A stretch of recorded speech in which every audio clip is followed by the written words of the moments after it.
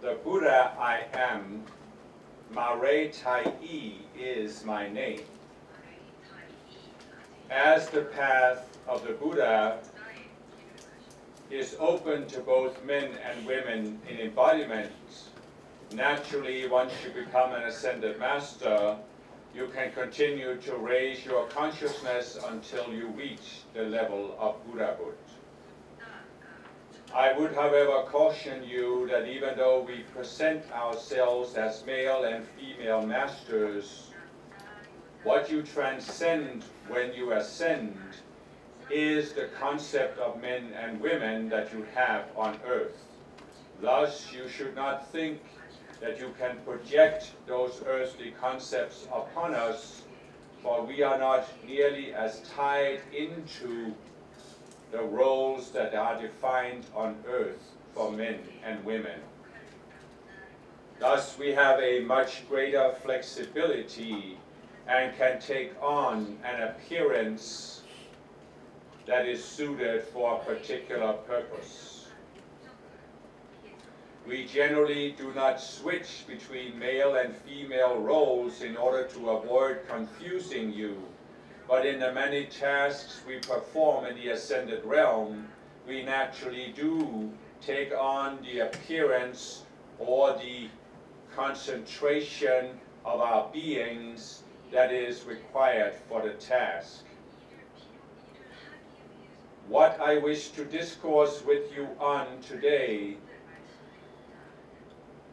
is an aspect of society in virtually every nation on earth that is very much a hindrance to the progress and transcendence of that society.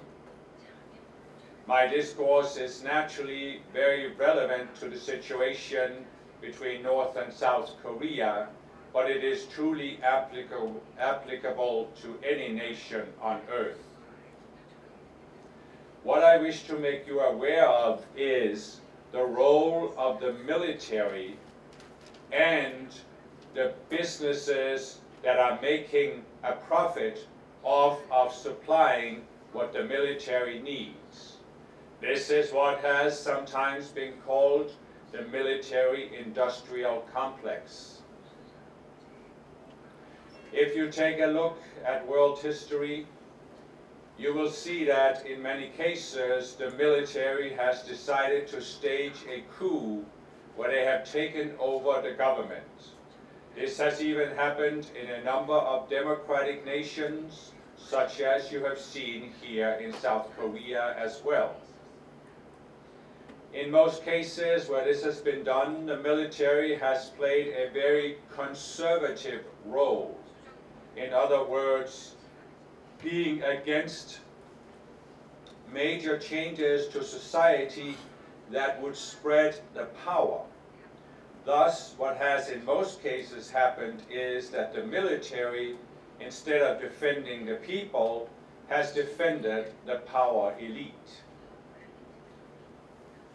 This, of course, you can make calls on so that this will not happen in your nation. There is especially a need to make calls for this here in Korea.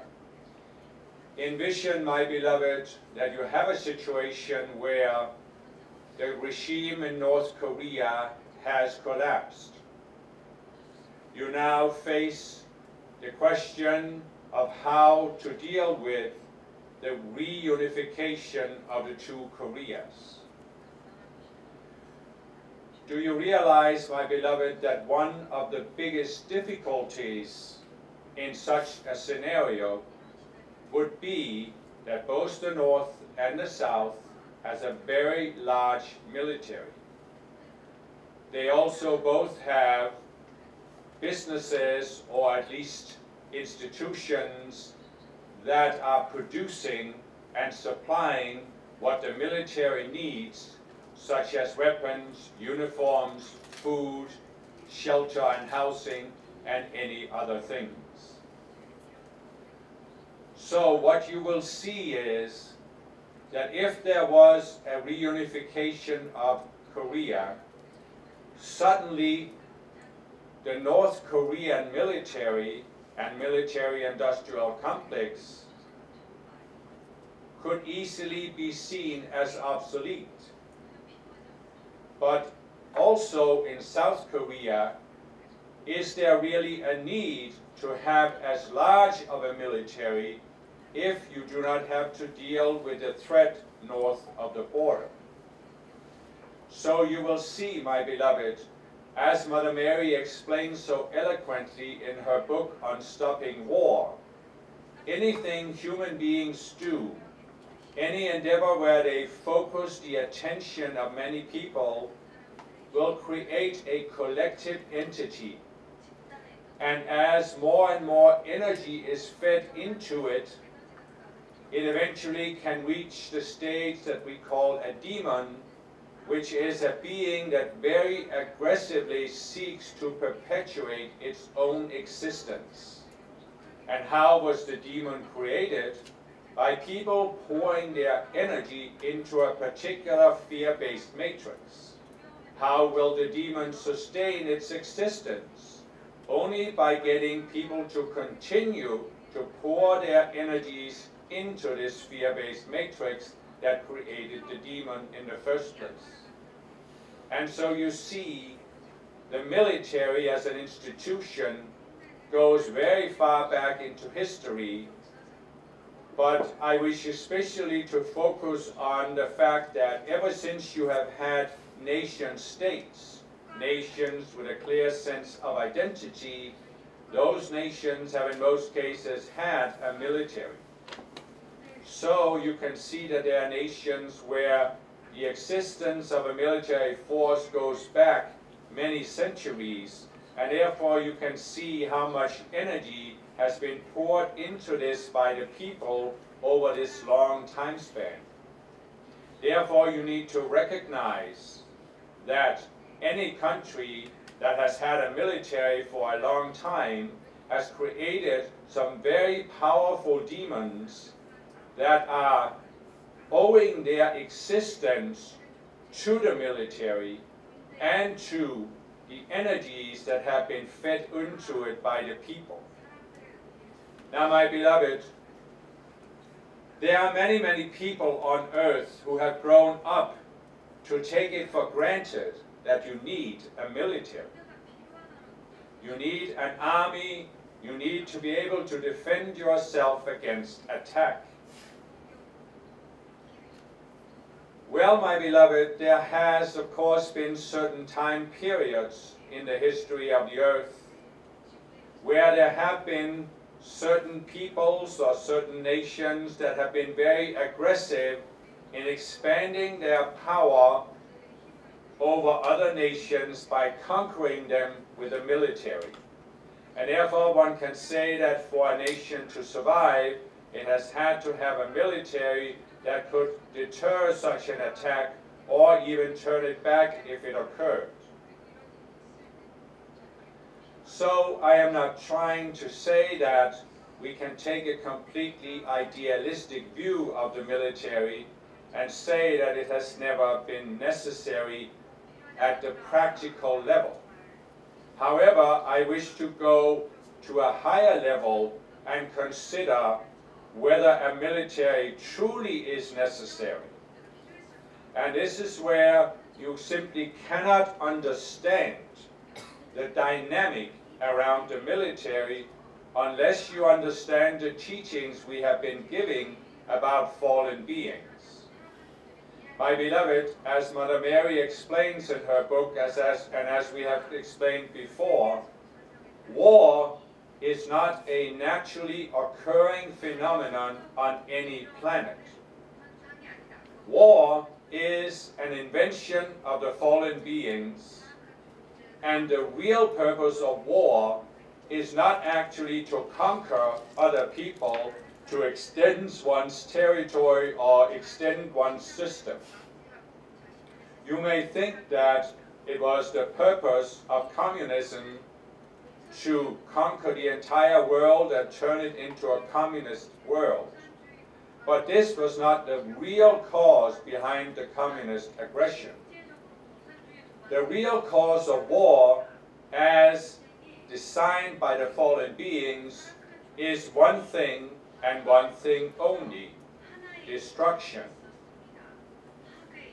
There is no positive, constructive purpose for war whatsoever. There never has been, there never will be. This means that when you look at the situation from a spiritual perspective, you see that from a spiritual perspective, war is never justified. Never justified. You may go into the human perspective, the more immediate, practical perspective, and you may say that from such a perspective, war is justified. But I would like to make a distinction, a very clear distinction, between these temporary, situation-based justifications that human beings define based on the circumstances in this world. What I wish you, who are spiritual students, to be aware of is that there is a higher perspective, the Ascended Master perspective, and according to this, war is never justified.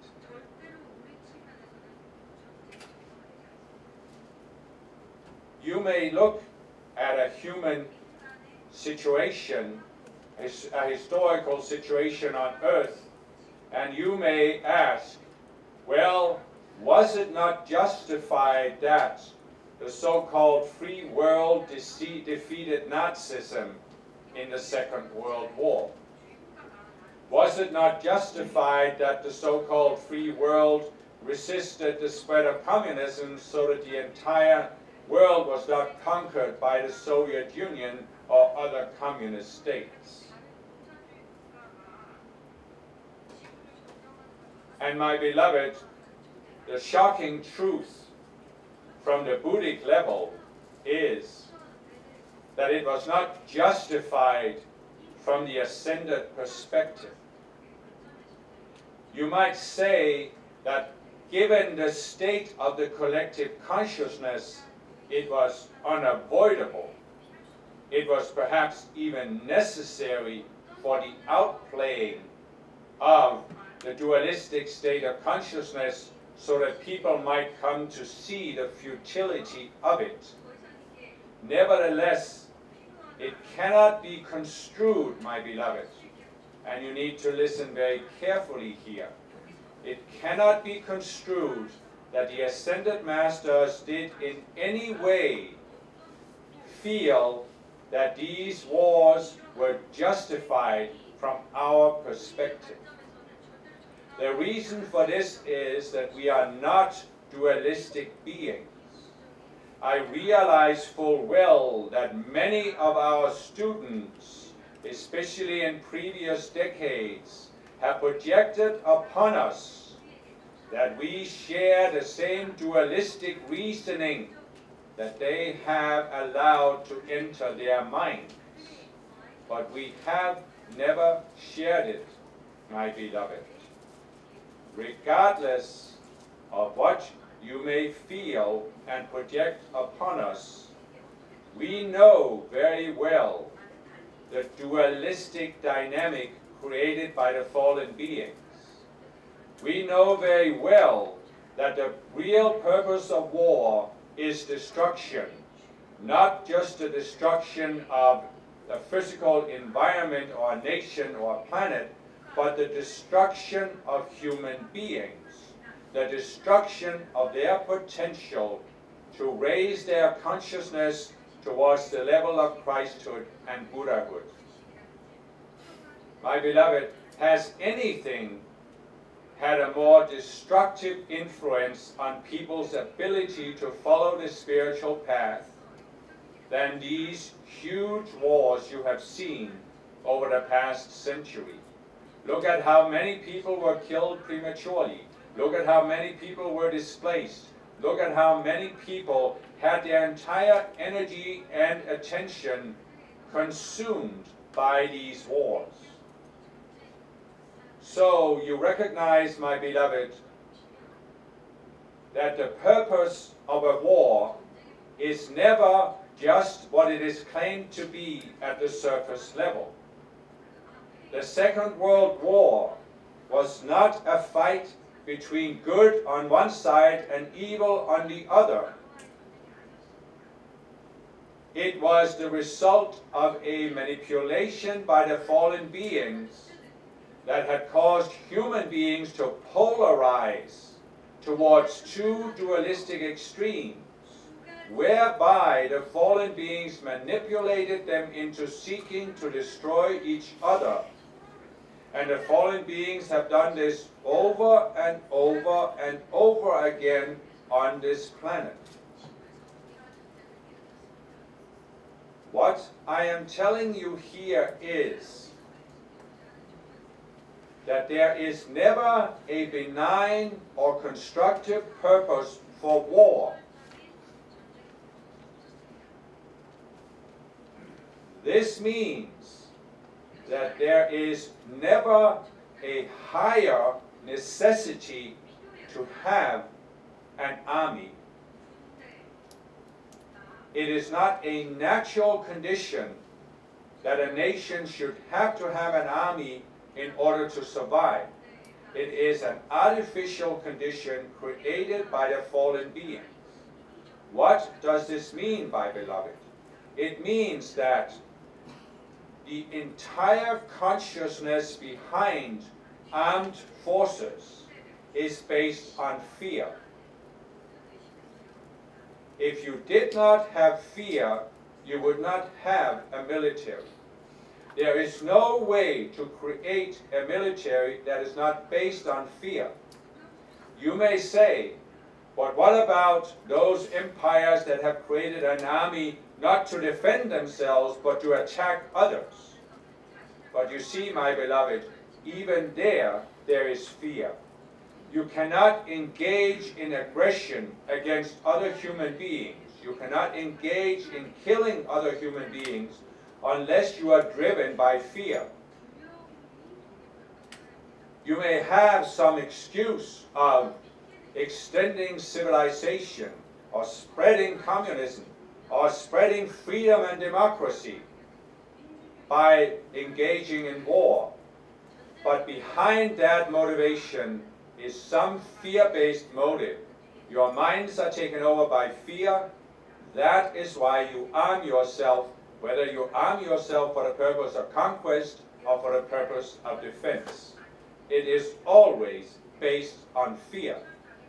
And my beloved, again, anything human beings do from a fear-based state of consciousness will create these entities and demons. And they will then eventually become so powerful that they can overpower individuals very easily, they can overpower groups of people, and they can even overpower entire nations. My beloved, what was it that caused the Soviet aggression against non-communist states? It was fear. When you recognize, at least subconsciously, that your entire ideology is based on fear, as communism is indeed a fear-based ideology, then you naturally, unavoidably, feel a need to extend your ideology to all nations, because you are threatened by the existence of nations that do not recognize your ideology. You feel fear that maybe your ideology could be wrong, and that is why these other people are resisting it. And so in order to overcome your fear, you want to force all others to accept your ideology. Why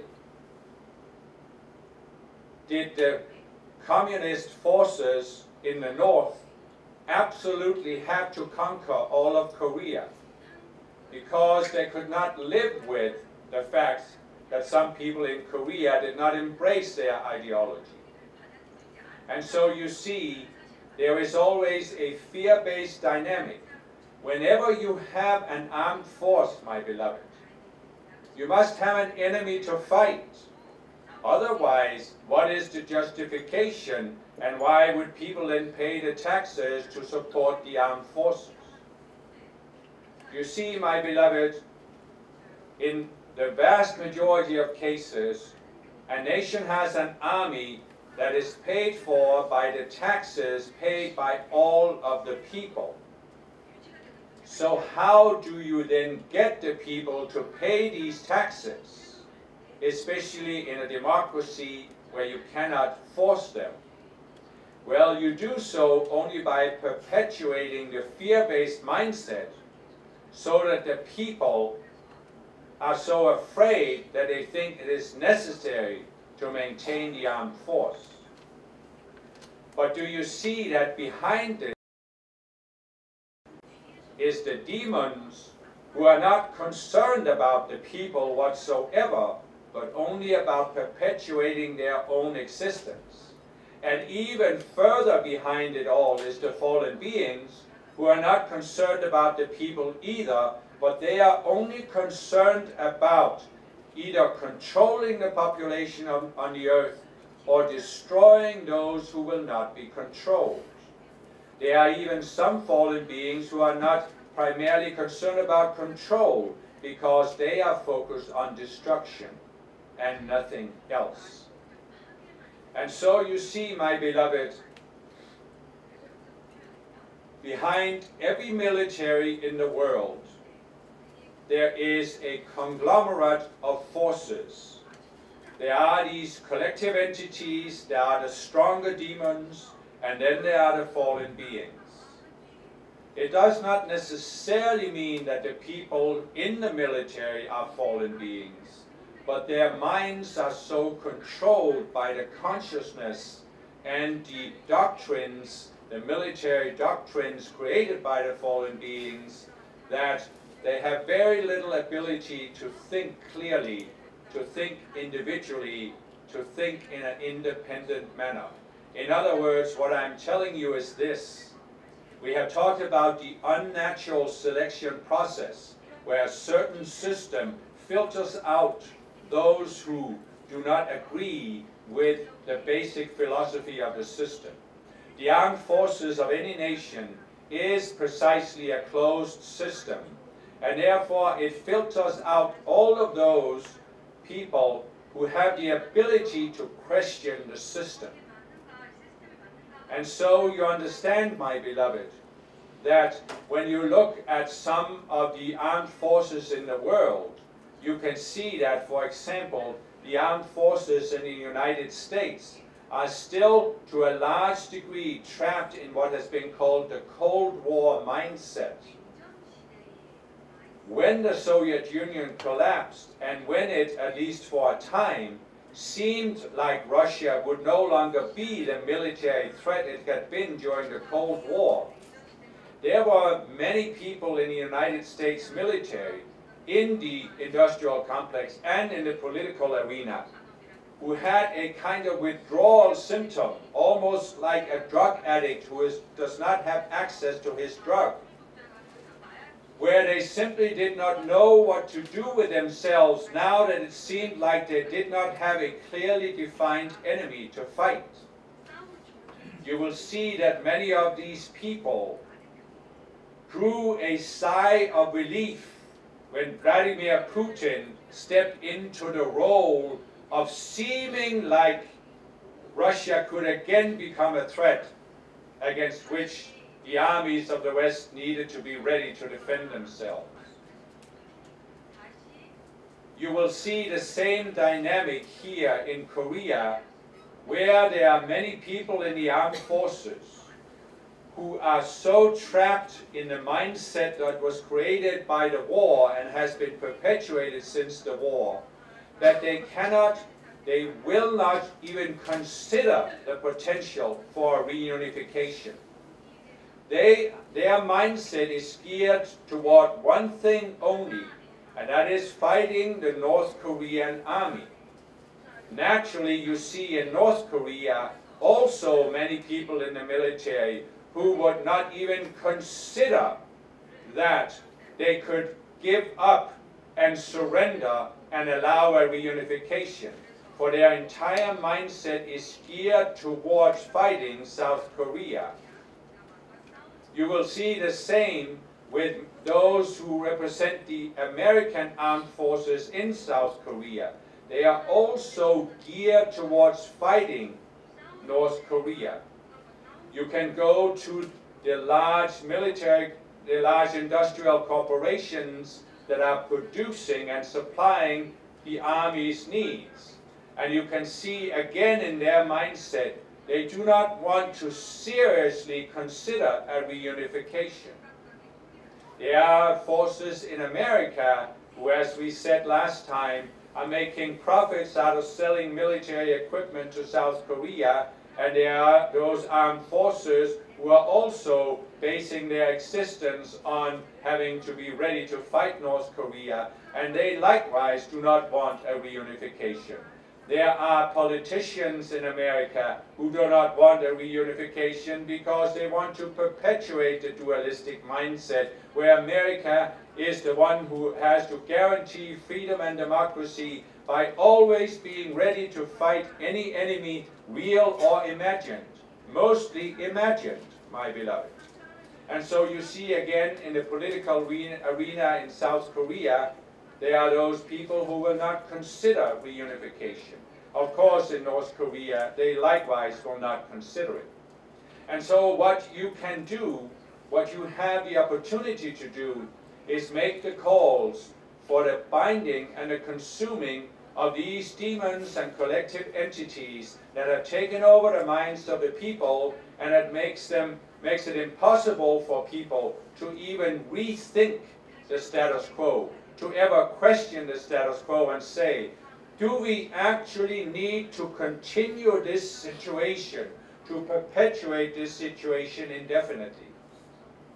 Is there an alternative? Is there a different way to look at this?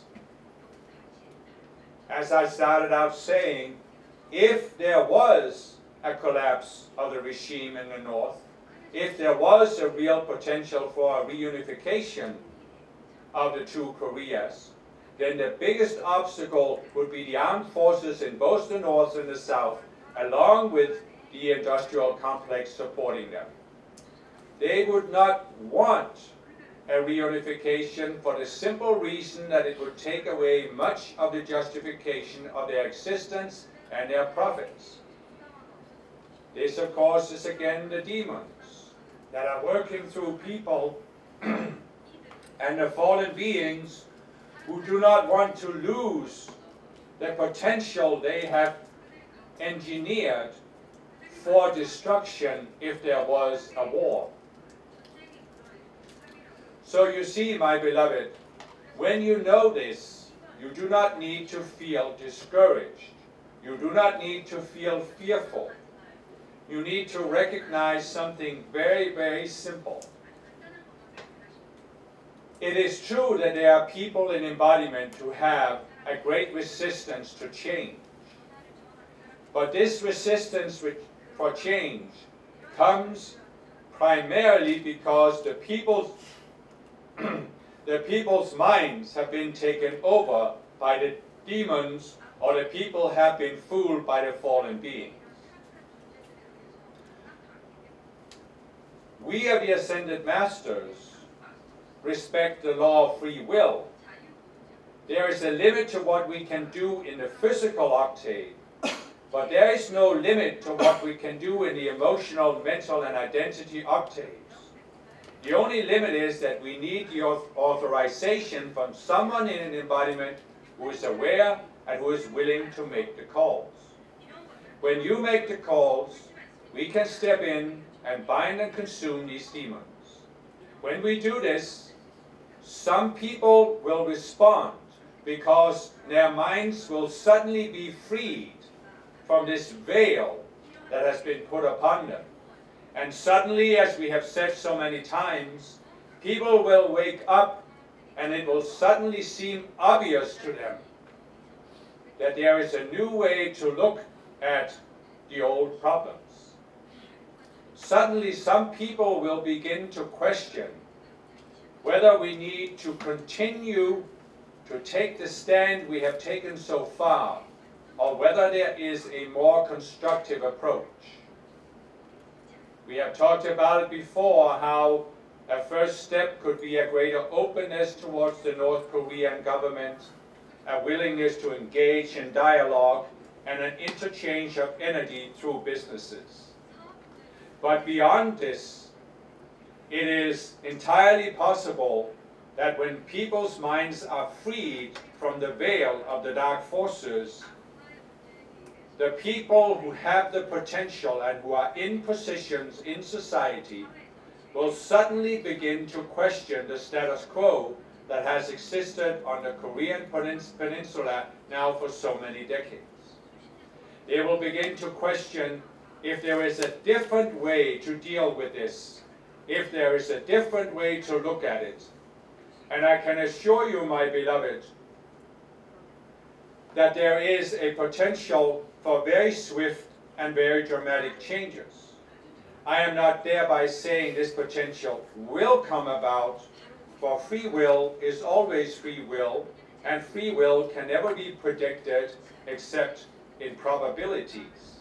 But there is a considerable probability that the situation could shift in a fundamental way so that enough people have their minds freed from the dualistic mode of thinking, and therefore they can be open to the new ideas that we of the Ascended Masters are ready to release from our level. We know that your minds are open, but you are not in positions in society to carry out such decisions, and therefore we need you to make the calls so that those people who are in position can also have their minds opened to a different, non-dualistic view of the situation. Now, my beloved, even though this is a long discourse, I have one more topic I wish to bring to your attention. I represent the mother aspect of God, of the divine. We have previously talked about a phenomenon called hatred of the mother. This is where self-aware beings, co-creators, experience such severe consequences in the physical realm that they become very resentful of the mother realm. This is because they forget that the mother realm can only reflect back to human beings what they are projecting upon the matter light. They forget that the consequences are self-created, or at least that they have been collectively created by humankind. And so they feel it is the mother that is unjustly forcing them to experience these very severe and long-lasting consequences. Now, my beloved, hatred of the mother takes many forms. But the most extreme form of hatred of the mother is that you are willing to kill other human beings. Now, if you come from the Buddhic tradition, you may say, is it only the killing of other human beings? Is it not the killing of all sentient creatures? Well, my beloved, here we face a delicate issue. If you go to an overall level, an overall perspective, you see that naturally, as this planet moves further into the golden age, there will come a point where it is not necessary to kill any creature, human or animal. This, however, will require that a substantial portion of the animal species that exists today will simply vanish. I am not here trying to say that you cannot swat a mosquito, for in the golden age, as we move further into it, which is a matter of a long time span, there will be no mosquitoes or other such animals on the planet. So what I am pointing out to you is that in the current situation on Earth, we are not primarily concerned here with the killing of animals. The topic I wish to bring to your attention is the killing of people. You understand, my beloved, as I have said, the fallen beings have an agenda of destroying human beings. The reason for this is very simple.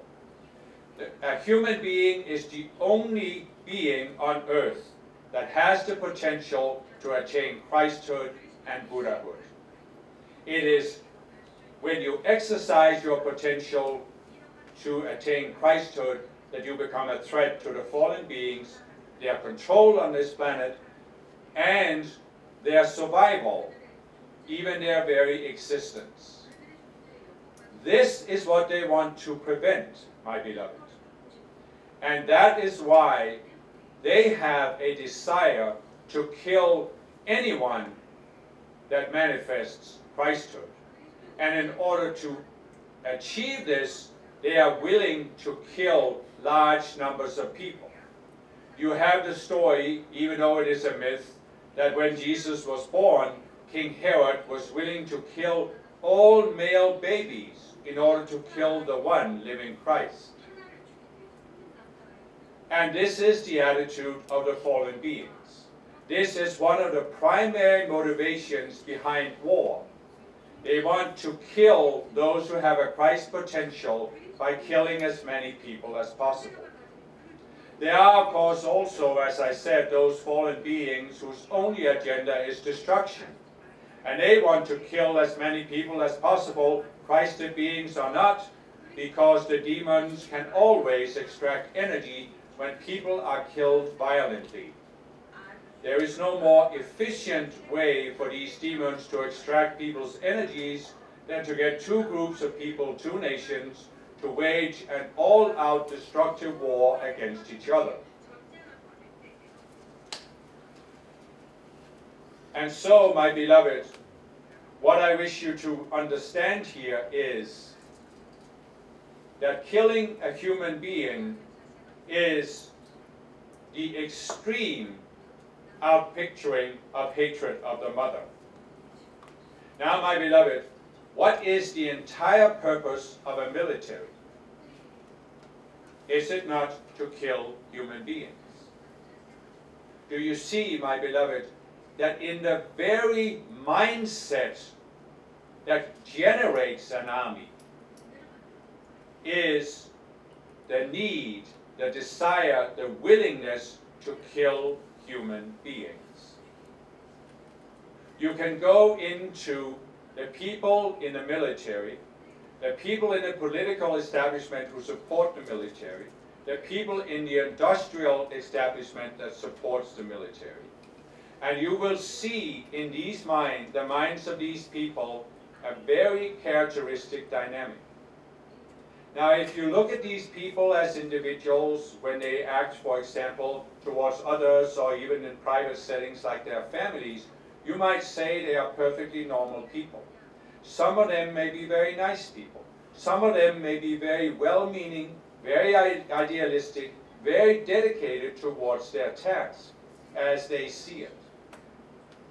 Yet, if you go deeper into the psychology, you see that they all have a mechanism in their psychology. We might call it an implant, a psychic implant put there by the fallen beings. This mechanism means not that these people are psychopaths, not that they are indiscriminate killers, but it does mean that when a situation arises that calls for their military to perform its defined task, then these people become willing to kill and to kill indiscriminately. Once they have a defined enemy, they will do whatever they can, whatever they think is necessary to defeat that enemy. And in order to achieve that objective, they are willing to kill any numbers of people among the enemy, but they are also willing to sacrifice any number of their own soldiers. Again, my beloved, be careful to listen to what I'm saying. I am not saying these people are evil or bad people. I am not saying they are fallen beings in embodiment, although of course some people in the military, in the political establishment, in the industrial establishment are fallen. But what I am saying is that there are many, many people who have elected to be in the military and to rise to prominent positions in the military precisely because they have this mechanism where they believe that under certain circumstances killing is fully justified. It is justified to the point where they do not even need to think about what they are doing. They do not need to recognize that they are actually killing living human beings, individuals just like themselves and their own children. They are willing to step into a mindset where they see the enemy as non-humans and where they also see their own soldiers as non-humans. They may even see the civilians among the enemy as non-humans. They may even see their own civilians as non-humans, accepting that there will be a certain collateral damage, as they call it, to waging a war, and that you cannot always avoid the killing of civilians. You see, my beloved, this is the extreme outcome of hatred of the mother, where you think it is justified to kill human beings, and that collateral damage is acceptable. You actually don't think you are killing human beings because you see them as non-humans.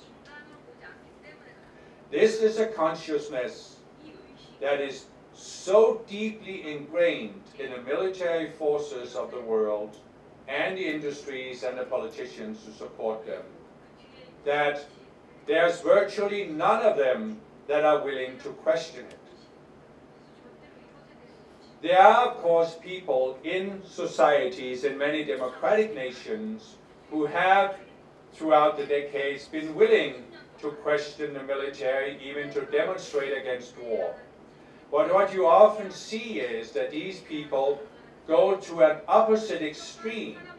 They swing unbalanced extreme, and they take these rather extremist pacifist positions that are simply the opposite dualistic polarity to the mindset of those in the military.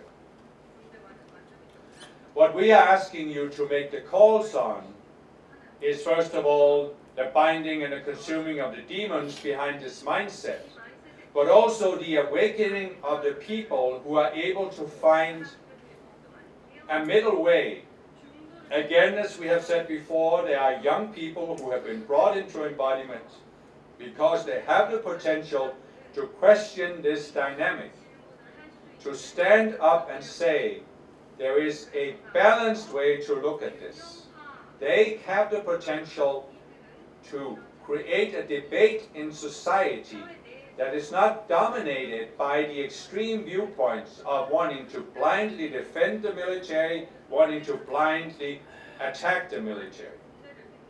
But there is a middle way where you can have a more aware discussion about the role of the military, the necessity to perpetuate the current situation. And you can begin then to create an openness where you can see solutions that have simply not been seen before. Do you see, my beloved, that whenever a debate gets polarized between the extremes, it seems to people as if they either have to choose to support the military completely or they have to choose to abandon the military completely. But there is always a higher perspective where you can find a new way to look at the entire dynamic And suddenly you begin to see perspectives, solutions that were not seen by anyone before. You see that the trick of the fallen beings in polarizing a debate is to make people group themselves into two extremes. One is focused on the one dualistic polarity, the other is focused on the other. There's nobody in between who can see anything besides these two polarities. And so you can sometimes, or rather often, have a situation where there's a debate in society and where hardly anyone can see beyond the dualistic polarities, where hardly anyone can see different perspectives, different solutions. And so we ask you to make the calls for this so that more and more people will begin to see that there are actually alternatives. Naturally, it is not practical right now for South Korea to abandon its military. Naturally, it is not practical.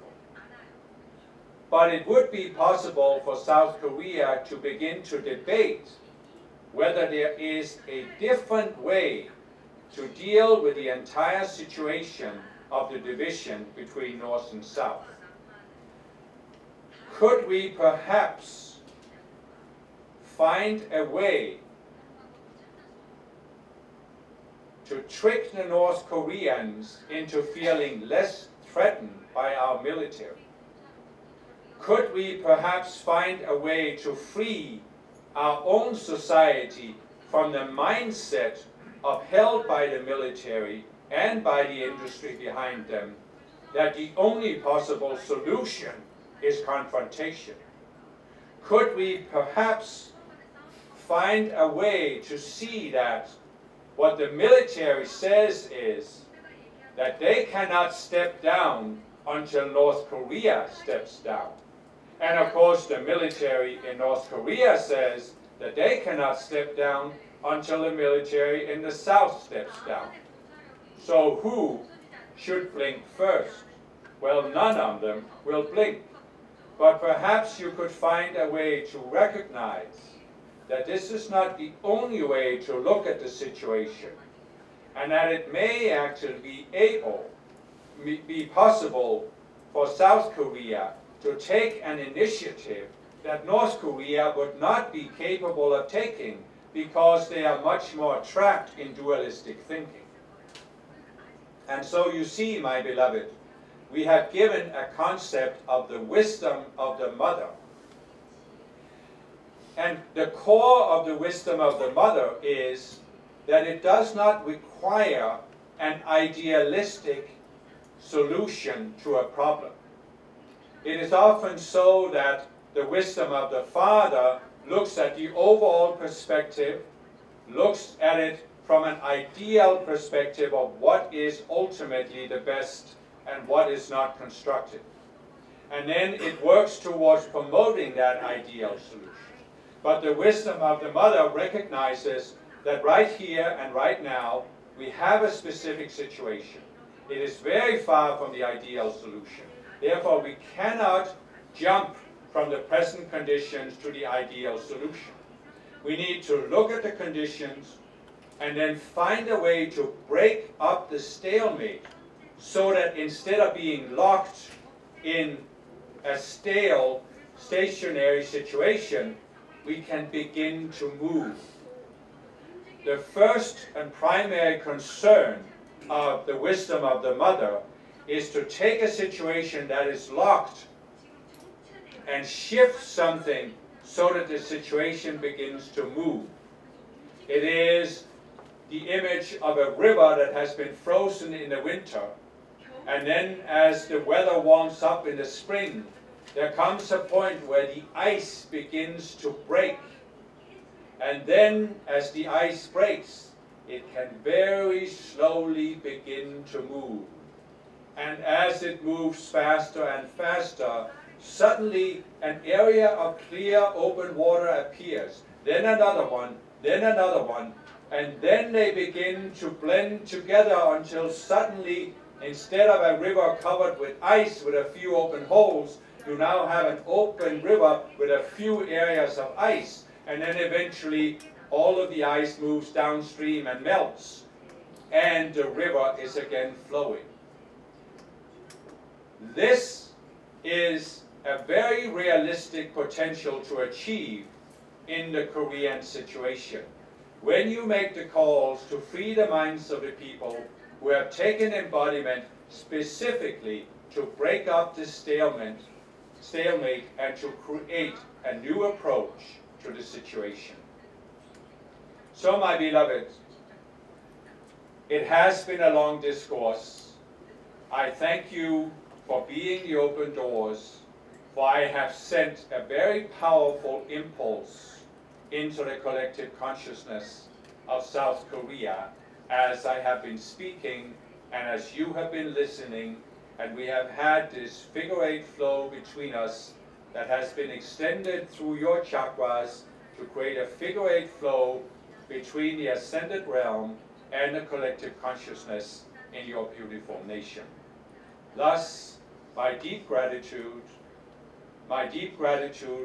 for you coming together at this conference and inviting the messenger here. My beloved, I bid you go in the peace of the Buddha Maraytaii.